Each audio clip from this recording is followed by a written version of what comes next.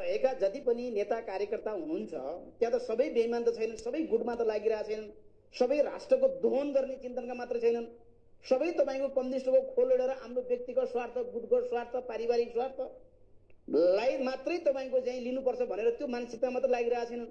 त्यहाँ सच्चा मार्क्सवादीहरू पनि छन्, सच्चा कम्युनिस्टहरू पनि छन्, सच्चा तपाईको चाहिँ मार्क्स के अरे वामपन्थीहरू पनि छन्, सच्चा देशभक्तहरू पनि छन्, साँच्चै देश र जनताको पक्षमा काम गर्ने, अझै पनि यो देशका लागि भोलिन्टियर गर्ने, स्वयंसेवा गर्ने त्यो चिन्तन रहेका मान्छे पनि छन् त।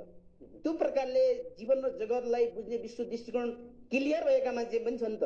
जस्तो अहिले मैले बोलिरहेको छु नि त, मैले जति बोल्छु मैले आफ्नो अवसर गुमाइरहेको हुन्छु हैन, स्वार्थ गुमाइरहेको छु।